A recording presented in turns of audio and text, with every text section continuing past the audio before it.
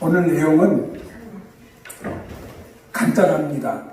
맹인이 길에서 예수님을 만났습니다. 그분께 믿음으로 이탁했습니다. 그래서 눈이 떠졌습니다. 예수님의 제자가 됐습니다. 오늘 저는 예수께서 머물러 서서 그들을 불러 이르시되 길 가시는 예수님을 멈춰 서게 한 이 맹인들, 여러분, 그게 믿음이에요. 예수님이 많은 군중들과 함께 예루살렘으로 올라가시는데 예수님의 발걸음을 멈춰 서게 했어요. 그리고 맹인을 바라보게 하셨어요. 한마디로 맹인들의 믿음이 예수님이 가시는 길을 멈춰서게 하고 맹인들과 대화하고 맹인들에게 능력을 부어주셨습니다. 우리 29절 다시 한번 읽어봅니다. 시작. 그들이 여리고에서 떠나갈 때에 큰 무리가 예수를 따르더라. 지난 시간에 세 번째로 예수님이 예루살렘에 가면 십자가 지리라 말씀하셨고, 이제 여리고는 예루살렘으로 올라가는 길목이라고 보면 됩니다. 많은 군중들이 예수님을 따릅니다. 그동안 기적을 행하시고 또 말씀의 능력이 있는 것을 알고, 특히 오병이어 기적을 행한 후에 이렇게 군중들이 예수님 가시는 곳에마다 넘쳐요. 많은 군중들과 함께 여리고를 떠나 예루살렘으로 예수님이 올라가십니다. 30절 읽어봅니다. 다음 절 시작. 맹인 두 사람이 길가에 앉았다가 예수께서 지나가신다함을 듣고 소리질러 이르되 주여 우리를 불쌍히 여기소서 다윗의 자손이여 하니.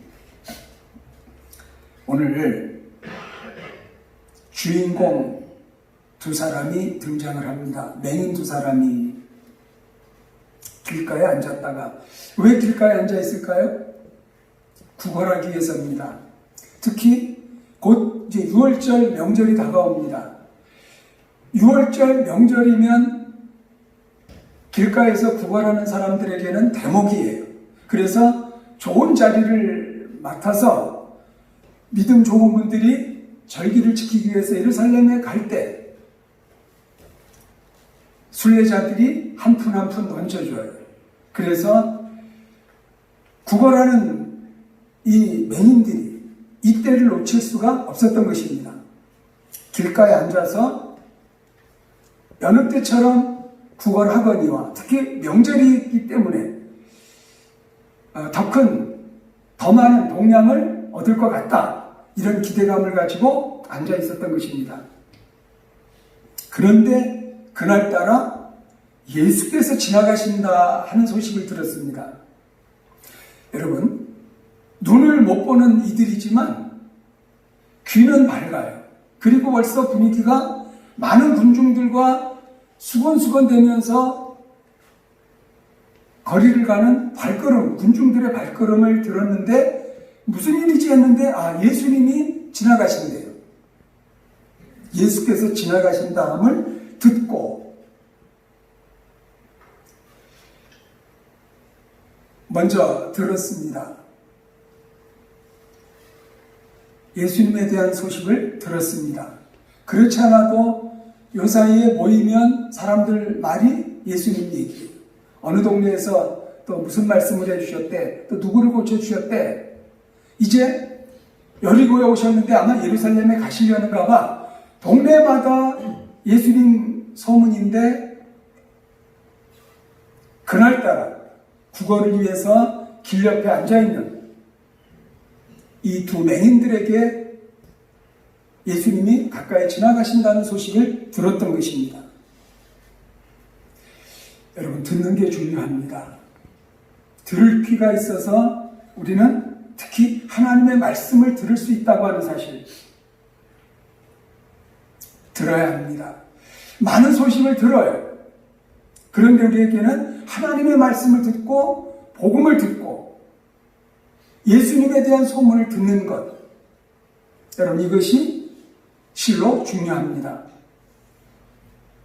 소리질러 가로되 주여 우리를 불쌍히 여기소서. 소리 질렀다 그래서 외쳤어요. 그냥 점잖게 말한 게 아니에요. 예수님이 지나가신다 하는 소식을 듣고서 가까이 온 걸 알고 소리를 지릅니다. 크게 부르짖습니다. 목청이 떠나가도록 그냥 외친 것입니다. 중요한 것이 나사렛 예수라는 말을 남들은 하지만 오늘 두 맹인은 주여 다윗의 자손이요. 이 예수님에 대한 호칭이 중요해요.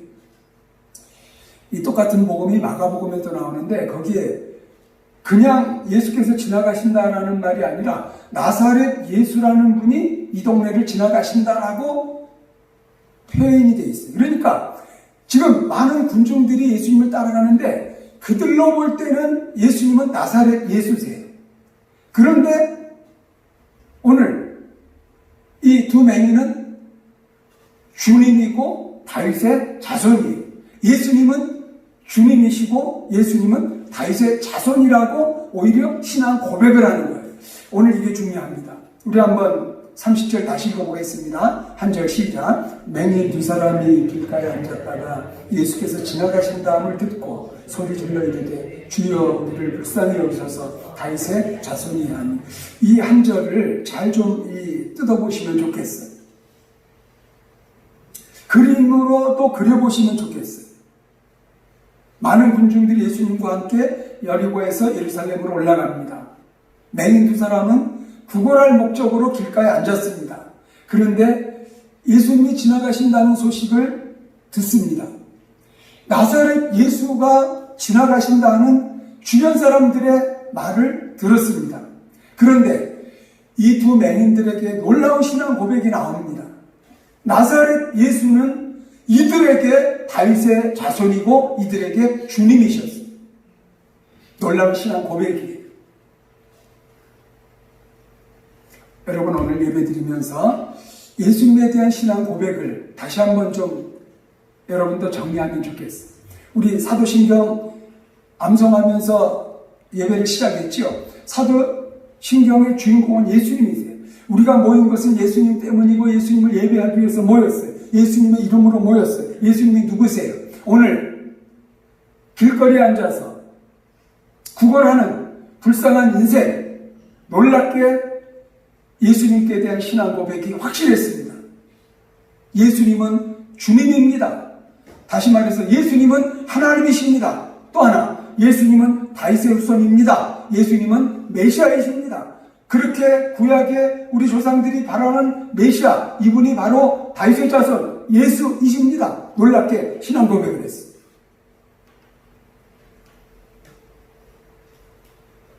첫 번째, 믿음이 뭐냐? 예수님에게 소리 지르는 거예요.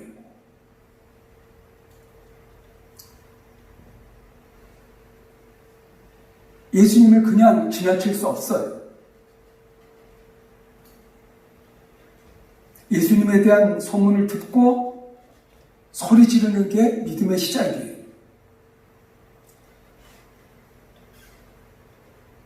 주님이라고 고백을 합니다. 예수님은 하나님이시고 그리고 예수님은 다윗의 자손 메시아이십니다. 신앙 고백을 했습니다. 그러면서 그 예수님께 요청하는 게 뭡니까? 우리를 불쌍히 여기소서. 한번 따라하겠습니다. 우리를 불쌍히 여기소서.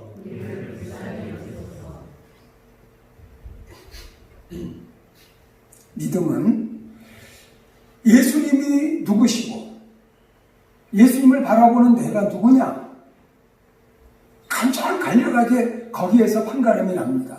오늘 이 맹인 두 사람, 길거리를 지나가시는 나사렛 예수가 이 두 맹인에게는 주님, 곧 하나님이시고 예수님은 다윗의 후손 메시아입니다. 신앙 고백을 하면서 우리를 불쌍히 여겨주소서.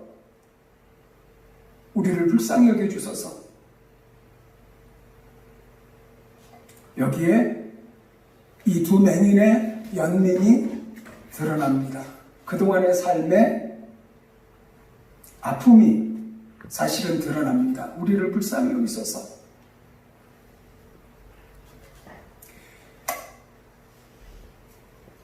사람은 죽음 다음으로 암 또는 두려워하는 게 바로 실명이랍니다. 맹인되는 거라고 합니다. 흔히 몸은 1000양인데 눈은 900양이다. 여러분 들어보셨죠? 우리가 살아가면서 정보의 85% 이상을 사실 이 눈을 통해서 받아들이기 때문에 눈이 그렇게 중요해요. 우리 몸 중에 중요하지 않은 장기가 없겠습니다만 여러분 사실 눈이 그렇게 중요하고요. 오죽하면 죽음, 암, 그 다음에 공포의 대상이 이 시력을 잃어버리는 거라 하잖아요. 맹인이 될 때 불편한 것은 첫째,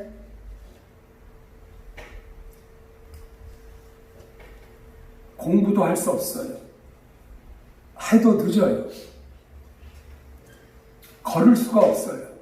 제가요, 이번 설교 준비하면서 여기 예배당에서 한번 시험을 해봤어요. 내가 눈을 감고 얼마나 버틸 수 있을까? 그리고 눈을 감고 저기까지 나가서 제 방 2층에 올라갈 수 있을까? 한번 시험을 해봤어요. 어떻게 제가 성공했을까요? 실패했을까요? 글쎄요, 눈을 감고 보니까요, 이 안에서조차도 뭘 못하겠더라고요. 하물며 저기 나가서 이렇게 2층으로 가서 계단, 저는 뭐 엘리베이터는 혼자 있을 때 안 타니까 걸어서 2층에 엄두가 안 나요. 저는 그 몇 분, 이 맹인의 체험을 해보는 그 몇 분이, 야, 이거 보통이 아니다. 이 맹인의 애환에 대해서 그나마 조금 공감을 해봤었어요. 이 땅에 시각장애인으로 사는 게 하루에도 몇 번씩 목숨을 걸어야 되는 삶이다. 그분들 그렇게 산대요. 생각해 보세요. 집안에서는 그분들은 입수가 다쳐요. 문 열고 나가면 어떻게 합니까? 버스를 제대로 타러 갈 수 있겠습니까? 지하철을 타러 갈 수 있겠습니까? 은행에 가면 위안답은 해놨는데 다 손으로 타치하는 거예요. 그들이 그걸 어떻게 봐요?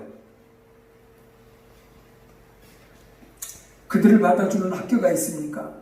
직장 문은 그들에게 활짝 열려 있는 것입니까? 공평한 기회가 주어지는 것입니까? 아무것도 아니에요. 아무것도 없어요. 일찍이 예나 지금이나 시각장애인들 열등감, 좌절감, 자격지심, 태어나면서부터 아니면 실명을 한 그 순간부터 나는 인생에 나고자, 사회에 나고자, 모두 남의 도움을 받아 살아야 되니 내가 이러고도 살아야 되나?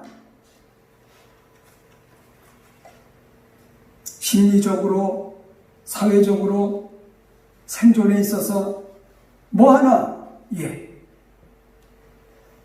편리한 게 없어요. 오죽하면 오늘 하루 목숨을 걸어야 사는 하루구나. 이들에게 여행이라는 것은 있을 수도 없는 일이고요. 지난주 신문에 하나 났는데요. 제목이에요. 나이 들고 가난할수록 사람 대우 못 받는다. 그런데다가 장애인이면, 그것도 여러분 맹인이면, 시각장애인이면 얼마나 이 차별 대우가 심하게. 저도 기억나요. 전에 한번 맹인인데 가수가 아침에 몇 번 나오더니 그 다음에 안 나와요. 나중에 보니까 어떻게 맹인을 아침 방송에 내보내느냐고 그렇게 항의를 했나 봐요.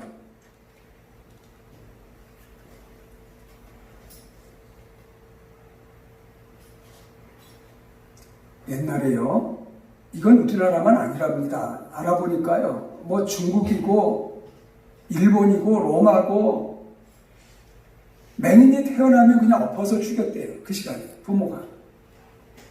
아니면 그냥 짐승 먹이 대라고 그냥 저 뒷산에 갖다 버리든가. 아니면 남의 집 대문 앞에 그저 버리고 오든가. 좀 크면 무당 노릇하게 점쟁이 되게 하든가. 아니면 일본에서는 안마를 배우게 해서 살아가게 하든가. 시각장애인의 애환을 우리가 쉽게 사실은 이해할 수가 없어요. 오늘 이 맹인 두 사람이 길 지나가시는 예수님을 모처럼 만나서 소리를 지르는 그 중심을 한번 여러분 공감해 보실 수 있으면서 오늘 말씀에 같이 들어가면 좋겠어요.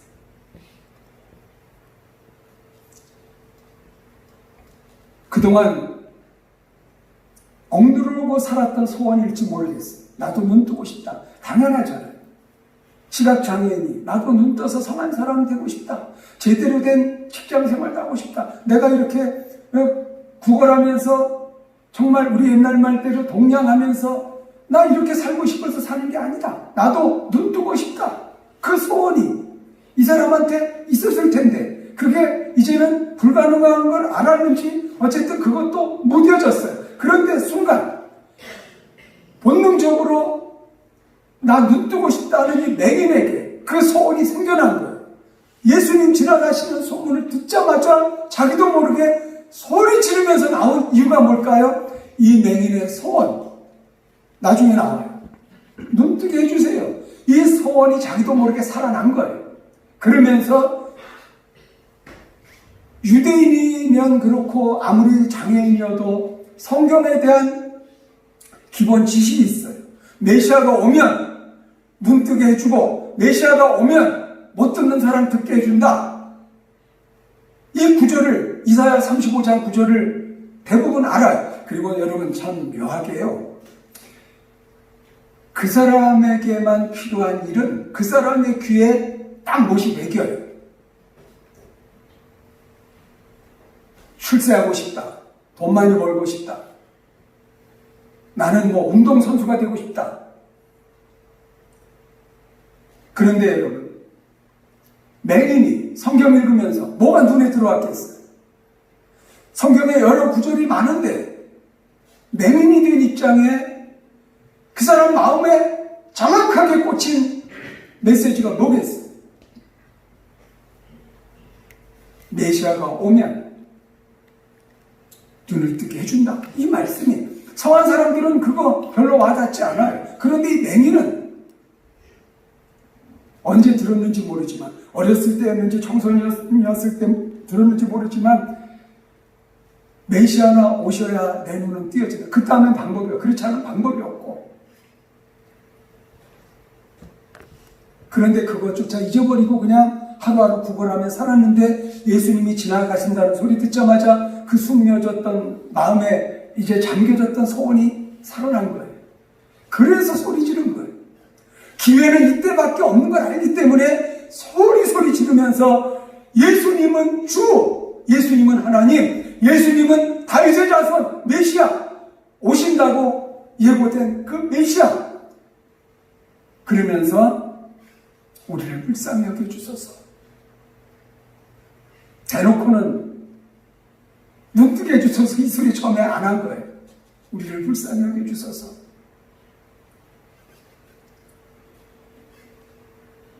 여러분, 장애인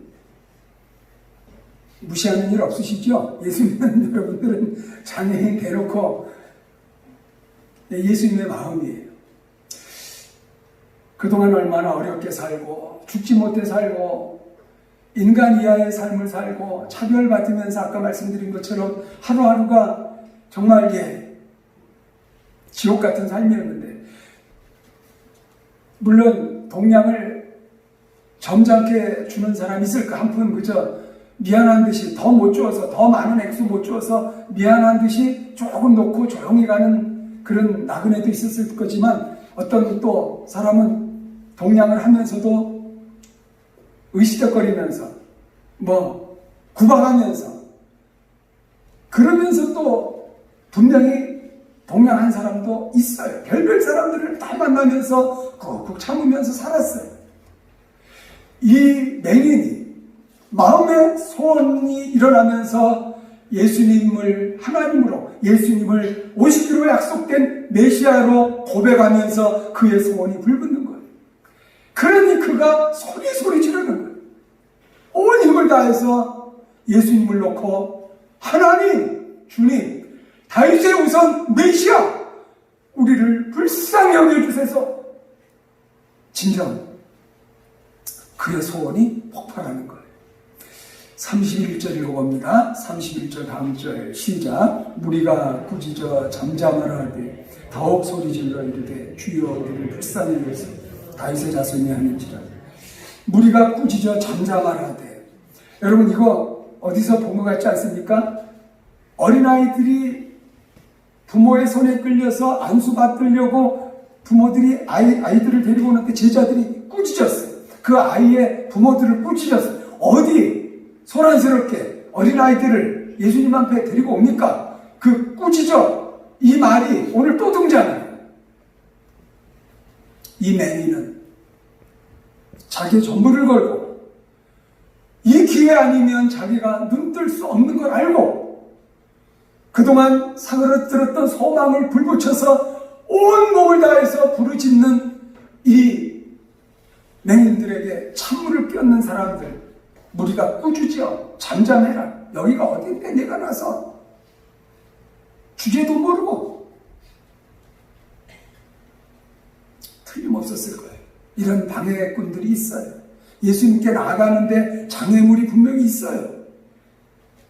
그런데 오늘 주인공들 멋있습니다. 어떻게 하더라고요? 더욱 소리를 질러.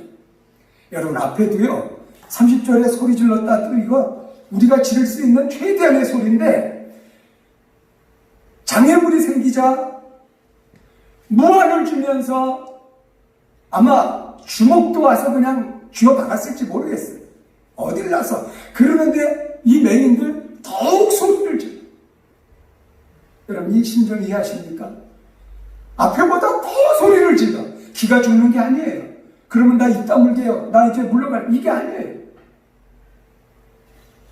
더 소리 지르는 이 맹인들의 심정을 이해하십니까? 유일한 소원, 오직 하나뿐인 기회를 붙잡으면서 구약 성경에 메시아가 오셔야 내 눈을 뜨게 한다고 하셨는데, 메시아 예수님이신데 내가 언제 예수님을 또 만나나? 나 말리지 말아요. 나 꾸중해도 좋아요. 그러나 나 예수님 만날래요. 더욱 소리 질러. 똑같은 얘기를 해요. 주여 우리를 불쌍히 여기소서. 다윗의 자손이요. 이 사람 다른 얘기 할 게 없었어요. 예수님은 주 하나님이시고 예수님은 오실 메시아 다윗의 자손이고 우리는 불쌍히 여겨 줄 존재, 그분 앞에 그저 긍휼히 여김 받을 존재, 우리를 불쌍히 여기소서. 32절 읽어봅니다. 다음 절 시작. 예수께서 머물러 서서 그들을 불러 이르시되 너희에게 무엇을 하여 주기를 원하느냐. 여러분 놀라운 일이 생겼습니다. 예수께서 머물러 서셨습니다. 여러분 성경에서 이 표현이요 참 아주 크게 이렇게 부각이 돼야 정상이에요. 많은 군중들에 휩싸여서 지금 여리고에서 예루살렘으로 올라가시는데, 이제 십자가지로 올라가시는데,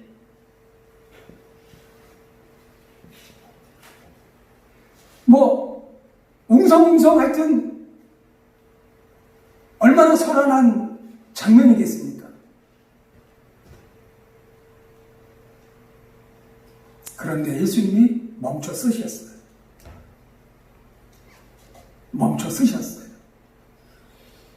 맹인들의 부르짖음에 예수님이 멈춰 서셨어요.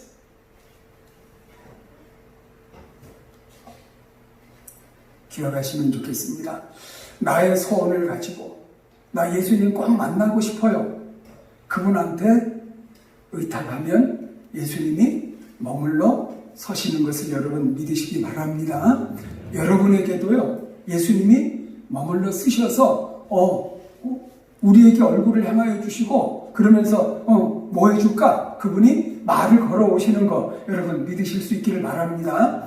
예수님은 지금도 우리한테 오시고 지나가세요. 우리 교회를 지나가실 수 있으세요. 여러분의 인생을, 여러분이 길가에 있든 여러분이 지금 뭐 방 안에 있든 어려움이 있든 감사하든 간에 여러분을 위해서 예수님이 지나가실 수 있으세요. 예수님이 바쁘시게 또 다른 일 때문에 지나가실 수 있는데 멈춰 세우셔서 저하고 얘기 좀 해주세요. 제 소원 좀 들어주세요. 저에게 이런 사정이 있어요. 예수님하고 1대1 대면의 기회를 가질 수 있음을 여러분 믿으시기를 바랍니다. 살아계신 인격자 하나님이세요. 우리를 잘 아세요. 그러면서도 그분은 하나님이시고 십자가 지시고 부활하신 우리의 구주세요. 창조주세요. 전능왕이세요. 우리의 사정을 다 아시는 그분이세요. 문제는 우리가 간절한 소원을 가지고 예수님에게 의탁하고 예수님 아니면 나 해결될 리가 없습니다. 예수님 아니면 나 이거 풀어줄 리 없습니다. 예수님 저에게 이렇게 간곡한 일이 있습니다. 절박하게 그분을 부르짖고 찾으면 그분이 멈춰 쓰시고 그분이 얼굴을 향하여 여러분을 보이시고 그래 뭘 들어줄까? 예수께서 머물러 서서 그들을 불러 이르시되 너희에게 무엇을 하여 주기를 원하느냐?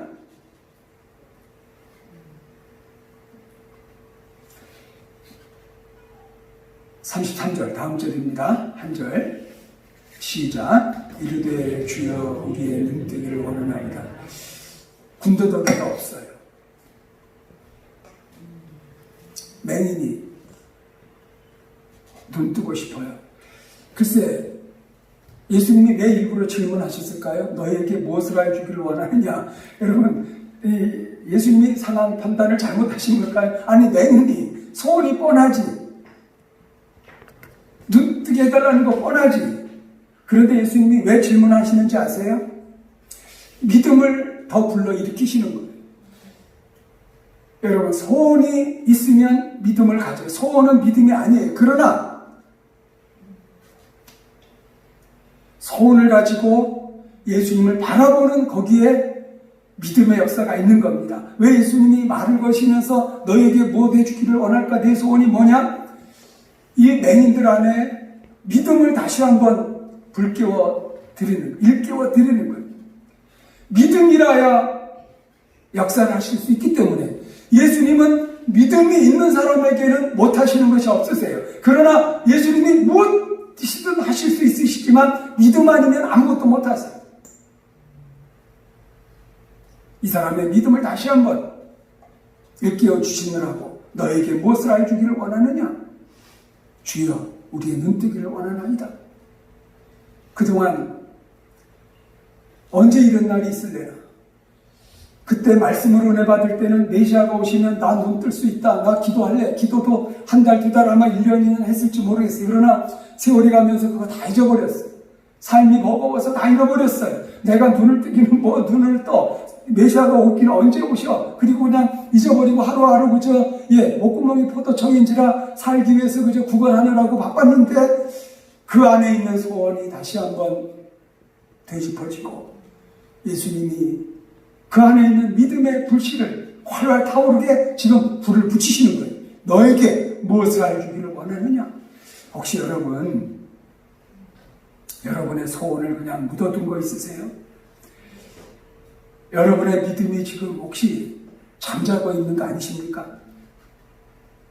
전도를 위해, 치유를 위해, 여러분의 간절한 소원을 위해 오늘도 예수님이 바라시는 게 뭐라고요? 믿음을 가져라는 거예요. 믿음을 더 키우라는 거예요. 믿음으로 나한테 오라는 거예요.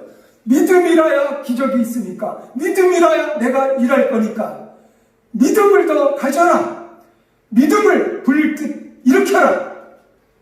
더 큰 믿음을 가져라. 살아있는 믿음을 가져라. 여러분도 더 믿음을 회복하실 수 있기를 바랍니다. 여러분 안에 믿음이 더 불같이 일어나실 수 있기를 바랍니다. 하나님의 말씀을 들으면서 예수님이 메시아이시고 예수님이 하나님의 아들이시고 예수님이 나이와의 십자가 지시고 부활하셨습니다 하는 신앙 고백을 하는 그 믿음이, 신앙 고백의 믿음이 더 불릴 듯 일어나서 여러분의 삶에 예수님을 끌어들이고 예수님이 멈춰 서시고 예수님이 여러분에게 얼굴을 향하시고 그래 소원이 뭐야? 그럴 때 당당하게 눈뜨게 해주세요. 구약에도 보면요, 예수님 성경에 하나님이 죽은 자도 살리시고요, 나병도 고치시고 못하신 게 없으신데 구약에 유일하게 하나 소경의 눈을 뜨게 한 기록은 없어요. 그래서 메시아가 오면 소경의 눈을 뜨게 한다라고 나와 있는데 이 맹인들이 사실 마가복음에 보면 그게 바디메오인데요, 이거 정말 불가능한 걸 요청하는 거예요. 맹인으로는 눈 뜨고 싶은 열망이 크겠지만 어느 누구도 맹인으로서 눈 뜬 경우가 없어요. 그런 기적이 없어요. 그러니 어찌 보면 맹랑한 소원이에요. 그런데 오늘 이 바디메오는 예수님이 지나가신다는 소식을 먼저 듣고 일찍이 그가 가졌던 소원을 다시 한번 일으키고 그래 메시아가 오시면 눈을 뜨게 해주실 수 있어, 그 말씀에 근거한 믿음을 다시 일으켰고 예수님이 질문하실 때 단도직입적으로 저 눈 떠주세요 대놓고 말씀할 수 있었어요.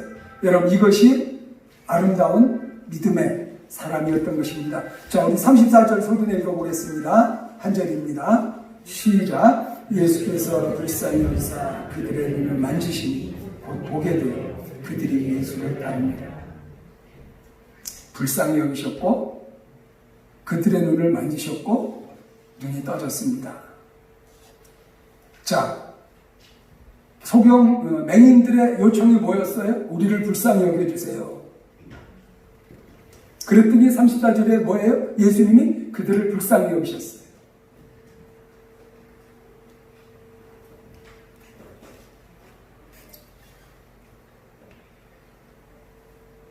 앞에 부자 청년이 예수님 앞에 나왔을 때 여러분 기억하십니까?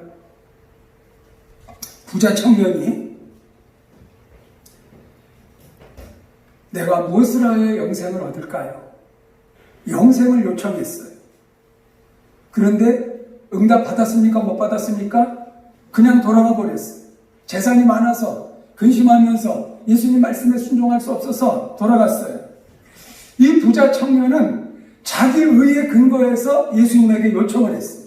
나 10계명 다 지켰습니다. 어려서 또 다 지켰는데요. 여러분, 자기 의를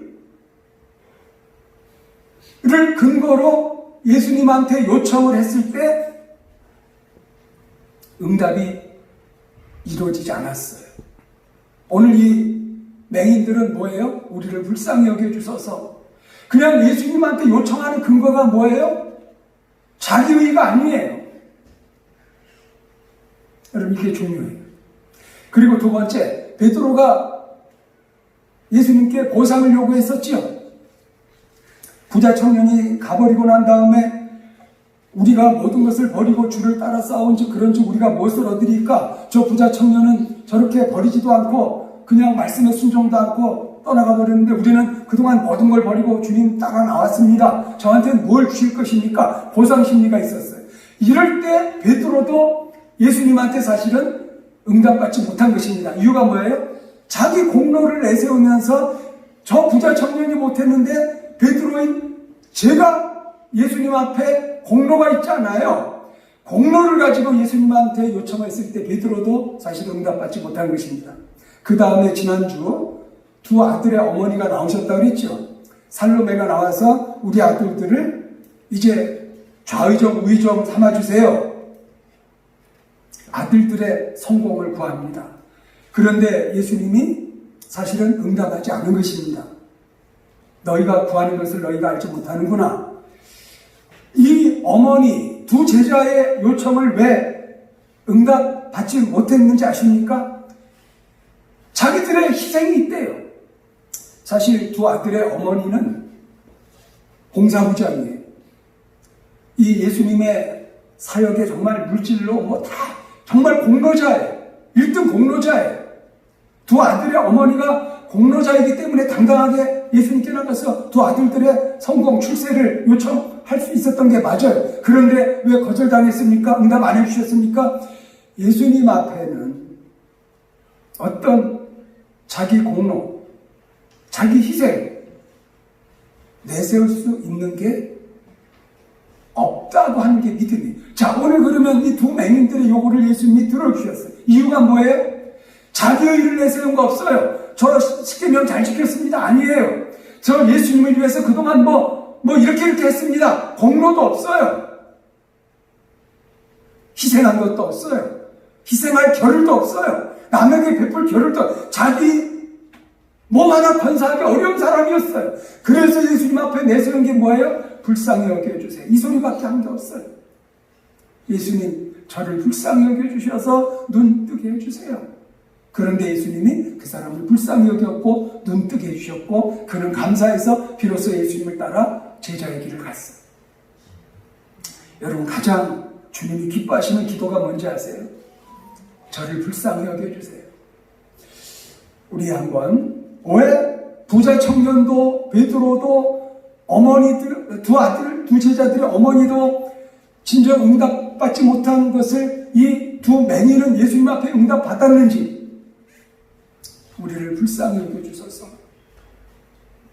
여러분, 정말 하나님 앞에 나갈 때 빈손 들고 나가서 그동안 교회를 어떻게 섬겼든 신앙생활을 수십 년 하셨든 간에 실상 하나님이 기뻐 받으시는 기도가 뭔지 아세요? 저를 불쌍히 여겨주세요. 그래도 저는 죄인인 것밖에 없고 아무리 생각해도 저는 모자라고 주님 마음을 기쁘게 해드린 게 하나도 없어 보여요. 그러나 주님 앞에 살고 싶어요. 주의 백성의 길을 하고 싶어요. 하나님 위해서 새 삶을 살고 싶어요. 그러하오니 저를 불쌍히 여겨주세요. 저를 불쌍히 여겨주세요. 이게 팔복의 마음이에요. 심령이 가난한 자, 자기 죄 때문에 애통하는 자, 온유한 자, 의에 줄이고 목마른 자, 하나님 아니면 나 살 수 없습니다. 긍휼히 여김받고 남을 화평케 하고 마음이 청결한 자, 의를 위하여 박해를 받는 자, 여러분 팔복을 하나로 묶으면 하나님 저 불쌍히 여겨주세요.